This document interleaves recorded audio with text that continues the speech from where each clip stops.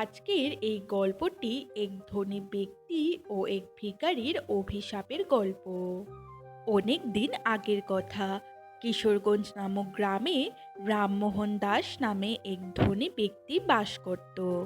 রামমোহন দাস ভাবতেন, জীবনে টাকা থাকলেই বুঝি মানুষ হওয়া যায়, আর যাদের কাছে কোনো টাকা পয়সা নেই তাদেরকে মানুষের পর্যায়ে ফেলা যায় না। তাই তার মনে অনেক বেশি অহংকার ছিল।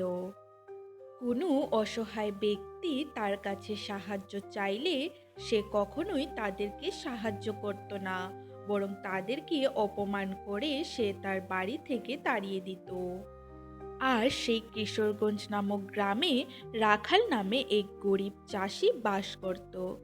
রাখালের নিজের পরিবার বলতে ছিল তার স্ত্রী রাধা ও তার অসুস্থ মা। কি গো, ঘরে তো খাবার মতো আর কিছুই বেঁচে নেই। গত দুদিন ধরে তুমি আর আমি না খেয়ে আছি।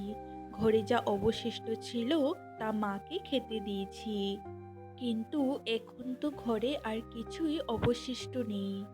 গত কিছুদিন ধরে মায়ের শরীরের আরো অবনতি ঘটেছে। মাকে তাড়াতাড়ি শহরে নিয়ে যাওয়ার ব্যবস্থা করতে হবে, না হলে যে কোনো সময় বড় কোনো বিপদ হয়ে যেতে পারে। রাখালের চোখে তখন জল, কিন্তু সেই জলে ছিল না কান্না, ছিল এক ছেলের অসহায়ত্ব, যে তার মাকে বাঁচাতে পারছে না। গিন্নি, গ্রামের সবাই আমার অবস্থার কথা জানে, তাই কেউ আমাকে ধার দিতে চাইছে না। বন্ধক রাখার মতো আমার কাছে আর কিছুই বেঁচে নেই। বাড়িটা ইতিমধ্যে বন্ধক দেওয়া আছে, আর মাত্র কিছু মাস সময় আছে। যদি টাকাটা সময় মতো শোধ করতে না পারি, আমাদের শেষ সম্বল এই বাড়িটাকেও হারাতে হবে। তখন আমাদের রাস্তায় গিয়ে উঠতে হবে গিন্নি। তুমি এত চিন্তা করো না, ঠিক কোনো না কোনো উপায় বেরিয়ে যাবে। আমি বলি কি, তুমি একবার রামমোহন বাবুর কাছে গিয়ে একটু সাহায্য চেয়ে দেখো না। ওনার তো টাকা পয়সার কোনো অভাব নেই। রামমোহন বাবু কেমন ধরনের মানুষ তুমি তো তা জানোই গিন্নি। আজ পর্যন্ত গ্রামের কাউকেই উনি সাহায্য করেননি, বরং সবাইকে অপমান করে তাড়িয়ে দিয়েছেন। আমি সব কিছুই জানি, কিন্তু তুমি তো একবার চেষ্টা করে দেখতেই পারো। যদি ভগবান আমাদের উপর মুখ তুলে চান। ঠিক আছে, আজ বিকেল বেলা একবার যাব ওনার বাড়িতে। সেই দিন বিকেল হতেই রাখাল চলে যায় রামমোহন দাসের বাড়িতে। রামমোহন বাবু, আমার মায়ের শরীরটা অনেক খারাপ। ঘরে আমার একটু খাবারও নেই। আজ 3 দিন ধরে উপোস করে আছি। আপনি যদি একটু সাহায্য করতেন আমায়, তাহলে আমি আপনার কাছে চিরঋণী হয়ে থাকব। এই তুই আমার বাড়িতে ঢুকলি কি করে? তোকে কে ঢুকতে দিয়েছে আমার বাড়িতে? তোদের মতো ছোট লোকের আমার বাড়িতে ঢোকার সাহস কি করে হলো? দারোয়ান, কোথায় তুই? এদিকে আয় বলছি। রামমোহন বাবুর গলার আওয়াজ পেয়ে তখন তার বাড়ির দারোয়ান সেই ঘরে তাড়াতাড়ি আসে। তোদের টাকা দিয়ে কিসের জন্য পুষছি আমি? তোরা থাকতে এই ছোট লোকগুলি কিভাবে আমার বাড়িতে ঢুকে যায়? এক্ষুনি একে ঘাড় ধাক্কা দিয়ে বের করে দে। রামমোহন বাবুর কথা মতো দারোয়ান রাখালকে ঘাড় ধাক্কা দিয়ে বাড়ি থেকে বের করে দেয়। তোকে যদি আর কোনোদিন এই বাড়ির আশেপাশে দেখেছি, তাহলে তোর পা আমি ভেঙে গোড়া করে দেব। যা এখান থেকে, দূর হ এখন। রাখাল তখন বুঝে যায় তার জন্য রামমোহন বাড়ির দরজা বন্ধ হয়ে গেছে, আর সেই সাথে মানবিকতার দরজাটাও যেন বন্ধ হয়ে গেল। তাই রাখাল আর কোনো উপায় না পেয়ে তখন সেখান থেকে চলে যায়। সেই ঘটনার কিছুদিনের মধ্যেই রাখালের মায়ের শরীর আরো বেশি খারাপ হয়ে যায় এবং চিকিৎসার অভাবে ওনার মৃত্যু ঘটে। আর এভাবেই গ্রামের অসহায় ব্যক্তিরা যখন রামমোহন বাবুর কাছে গিয়ে সাহায্য চাইতো, তিনি সবাইকেই অপমান করে তার বাড়ি থেকে বের করে দিতেন। আর এভাবেই দেখতে দেখতে প্রায় অনেকগুলি দিন কেটে যায়। একদিন রামমোহন বাবুর বাড়ির সামনে এক ভিখারি আসে। ভিখারিটি যেন কোনো সাধারণ মানুষ ছিল না, তার চোখে ছিল এক অদ্ভুত আলো। সে যেন শুধু ভিক্ষা চাইতে আসেনি। বাবু, আমায় কি কিছু খেতে দিবেন? আমি অনেক দিন ধরে না খেয়ে আছি, অনেক খিদে পেয়েছে আমার। আর এদিকে রামমোহন বাবু তখন তার ঘরে খেতে বসেছিলেন। ভিখারিটির গলার আওয়াজ পেয়ে তখন তিনি বলেন, এই খাবার খাওয়ার সময় আবার কোন হতচ্ছাড়া এসে এখন জ্বালাচ্ছে। এদের জ্বালায় মনে হয় এখন শান্তিতে খেতেও পারবো না। এই ছোট লোকগুলিকে এত দূর ছাই করি, তারপরেও আমাকে জ্বালানো এদের বন্ধ হয় না। আজ এর একটা শেষ আমি দেখেই ছাড়ব। এই কথা বলে রামমোহন বাবু তখন তার ঘর থেকে বেরিয়ে আসেন। কি হয়েছে, কি কি দরকার এখানে? চিল্লিয়ে চিল্লিয়ে আমার কান একেবারে ঝালাপালা করে দিচ্ছ। তোমাদের কি আর কোনো কাজ নেই? বাবু, অনেক দিন ধরে আমার পেটে কিচ্ছু পড়েনি, আমাকে কি দুমুঠো ভাত খেতে দিবেন? ভগবান আপনার অনেক মঙ্গল করবে। এই, আমার বাড়ির সামনে কি কোথাও লেখা আছে যে এটা একটা সাহায্য কেন্দ্র? যখন খুশি যার খুশি আমার বাড়িতে ঢুকে গেল, আর সাহায্য চাই বলে আমার মাথা খারাপ করে দেয় ছোটলোকগুলি। আর এই দারোয়ানটাকেও বলি হারি যাই, আজকেই ওর ছুটি নিতে হলো। একবার ফিরে আসুক, ওরও একটা ব্যবস্থা করব আমি। বাবু, আপনার তো টাকা পয়সা, খাবার দাবার কোনো কিছুরই অভাব নেই, আমাকে দুমুঠো ভাত খেতে দিন না বাবু।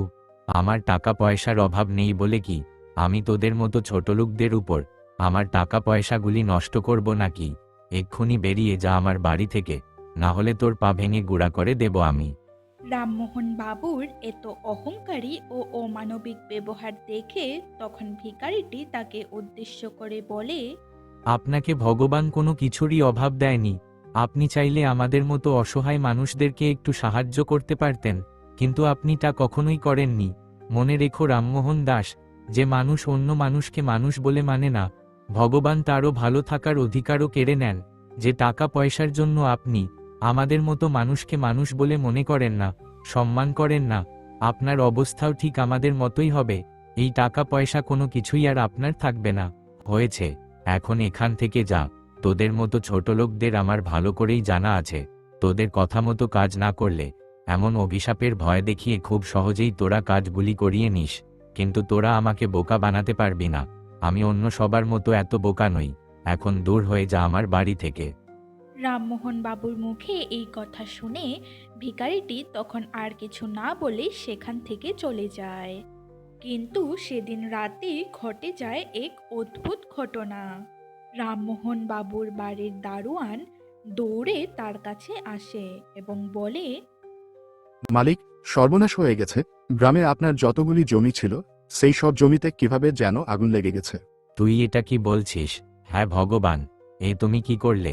আমার এত বড় সর্বনাশ তুমি কেন করলে? তাড়াতাড়ি আমাকে সেখানে নিয়ে চল রে হতচ্ছাড়া। রামমোহন বাবু তার জমিগুলির সামনে গিয়ে দেখতে পান তার জমিগুলির সমস্ত ফসল আগুনে দাউ দাউ করে জ্বলছে এবং তার চোখের সামনেই তার সমস্ত ফসল আগুনে পুড়ে ছাই হয়ে যায়। রামমোহন বাবু যখন ক্লান্ত দেহে বাড়ি ফিরে আসেন তখন তিনি আরো বেশি অবাক হয়ে যান, কারণ তিনি দেখতে পান তার স্বাদের বাড়িটাও আগুনে দাউ দাউ করে জ্বলছে। এই দৃশ্য দেখে রামমোহন বাবু একেবারেই ভেঙে পড়েন। সেই এক রাতেই তিনি তার জমি জমা বাড়ি ঘর সমস্ত কিছুই হারিয়ে ফেলেন। সেই রাতের পর দেখতে দেখতে প্রায় অনেকগুলি দিনই কেটে যায়। সেই ভিখারির কথা মতো রামমোহন বাবু এখন পথের ভিখারিতে পরিণত হন। আজ যে রামমোহন দাস ভিখারিতে পরিণত হয়েছেন, সেই রামমোহন দাসের কাছেই এক ভিখারি একদিন ভিক্ষা চাইতে এসেছিল। তফাৎ শুধু একটাই, সেই ভিখারিটি একজন ভালো মানুষ ছিল, কিন্তু রামমোহন বাবু তখন একজন পাষাণ্ড অমানবিক অসৎ ব্যক্তি ছিলেন। আর টাকার অভাবে অন্ধ হয়ে যাওয়া সেই রামমোহন দাসই এখন রাস্তায় বসে বসে ভিক্ষে করেন। কিন্তু তার আগের করা কাজের জন্য গ্রামের লোকেরাও তাকে সাহায্য করতে একবারও এগিয়ে আসে না। এক সময় তিনি যাদের ছোট লোক বলে অপমান করতেন, এখন তার অবস্থা তাদের থেকেও খারাপ পর্যায়ে পৌঁছে গিয়েছিল। হ্যালো বন্ধুরা, তোমরা সবাই কেমন আছো? আজকের এই গল্প তোমাদের কাছে কেমন লাগলো তা নিচের কমেন্ট বক্সে অবশ্যই জানিয়ে যাবে। আর এই গল্প থেকে তোমরা আজ কি শিক্ষা পেলে তা কমেন্ট বক্সে জানিয়ে যেতে ভুলবে না কিন্তু। আর গল্পটি যদি তোমাদের ভালো লেগে থাকে তাহলে একটা লাইক, শেয়ার ও সাবস্ক্রাইব করে দিও। প্রতিদিন এমন মজার মজার গল্প পেতে আমাদের এই স্টোরি বক্স বাংলা চ্যানেলটিকে সাবস্ক্রাইব করে দিও। আজকের জন্য টাটা।